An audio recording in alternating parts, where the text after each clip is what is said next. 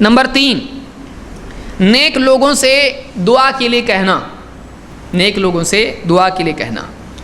اللہ تعالیٰ نے یوسف علیہ السلام کے بھائیوں کا تذکرہ کیا قرآن میں، سورہ یوسف میں۔ انہوں نے اپنے والد سے کہا، یعقوب علیہ السلام سے، قالوا یا ابانا استغفر لنا ذنوبنا، انہوں نے کہا اے ہمارے باپ، اے ہمارے والد، استغفر لنا ذنوبنا، آپ ہمارے لیے ہمارے گناہوں کے لیے اللہ سے مغفرت کی دعا کیجئے، انا کنا خاطئین، یقیناً ہم لوگ خطا کار ہیں۔ تو انہوں نے کیا کیا؟ اپنے والد سے دعا کرنے کے لیے کہا، ہمارے لیے آپ اللہ سے مغفرت کی دعا کرو کیونکہ ہم گناہ گار ہیں۔ قال سوف استغفر لکم ربی، انہوں نے بھی کہا ٹھیک ہے میں اپنے رب سے ضرور دعا کروں گا، تمہارے لیے استغفار کروں گا، انہ هو الغفور الرحیم، یقیناً وہ بڑا مغفرت کرنے والا، رحم فرمانے والا ہے۔ تو معلوم ہوا کہ ایسا کوئی کسی نیک انسان سے دعا کرنے کے لیے کہہ سکتا ہے، یہ قرآن سے ثابت ہے۔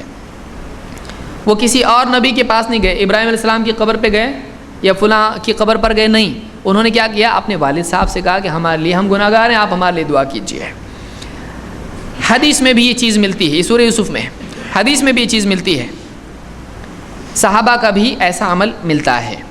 صفوان ابن عبداللہ ابن صفوان کہتے ہیں، یہ تابعی ہیں، وَكَانَتْ تَحْتَهُ الدرداء، یہ ابو الدرداء رضی اللہ تعالیٰ عنہ کی بیٹی الدرداء ان کا نام ہے، ان کے شوہر ہیں، یعنی ابو الدرداء کے داماد رضی اللہ عنہ، کہتے ہیں قدمت الشام فأتيت أبا الدرداء في منزله، میں شام آیا، شام ملک کا نام ہے، میں شام آیا اور میں ابو الدرداء رضی اللہ عنہ کے گھر پر آیا، فلم اجدہ، تو وہاں وہ موجود نہیں تھے، ووجدت ام الدرداء، ان کی بیوی ام درداء رضی اللہ تعالیٰ عنہ وہاں موجود تھی، یہ صحابیہ ہیں، ان کو وہاں پایا، فقالت اتريد الحج العام، ام درداء رضی اللہ تعالیٰ نے پوچھا کہ کیا اس سال تمہارا حج کا ارادہ ہے؟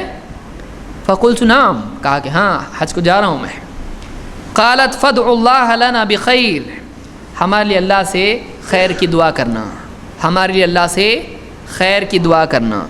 فإن النبي صلی اللہ علیہ وسلم كان يقول دعوة المرء المسلم لأخيه بظهر الغیب مستجابہ، مسلمان کی اپنے مسلمان بھائی کے لیے دعا اس کی غیر موجودگی میں ضرور قبول ہوتی ہے، اور عند رأسه ملک موکل، اس کے قریب ہی سر کے پاس ایک فرشتہ ہوتا ہے جو متعین ہے اسی کام کے لیے، کلما دعا لأخیہ بخیر قال الملک الموکل به آمین ولک بمثل، جب بھی یہ کسی اپنے مسلمان بھائی کے لیے دعا کرتا ہے وہ فرشتہ کہتا ہے آمین، اور تجھ کو بھی اسی طرح اللہ عطا فرمائے۔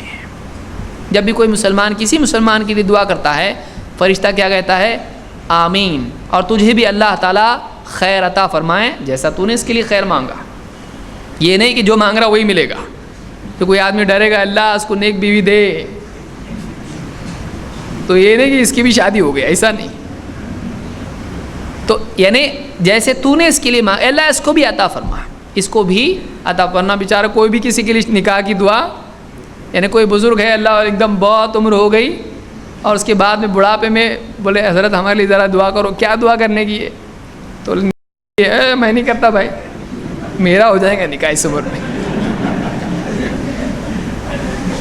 تو بمثل ہمیشہ اس معنی میں نہیں آتا ہے کہ جو یہ ہے وہی، جیسا ایسا ہے ویسا اس کو بھی، تو اس معنی میں بھی آتا ہے۔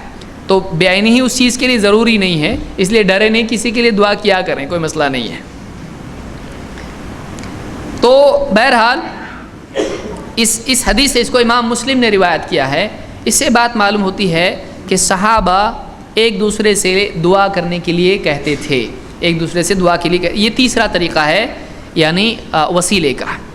یہاں سوال یہ پیدا ہوتا ہے، اب یہ صحیح وسیلہ ہے، یہ وہ وسیلہ ہے جس کو ہم شریعت سے ثابت شدہ وسیلہ کہیں گے۔ کون کون سے وسیلے ہیں؟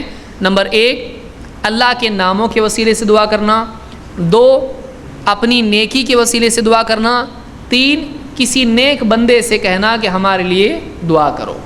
کوئی آدمی کہے گا کہ جو لوگ قبروں میں وہ بھی تو نیک ہیں اللہ کے اولیاء, ہم کہیں گے تم بتاؤ صحابہ شہداء کی اور ان صحابہ کی قبروں پہ جا کے ان کے وسیلے سے یا فوت شدہ صحابہ کا نام لے کے ان کے وسیلے سے دعا کرتے تھے؟ بتاؤ.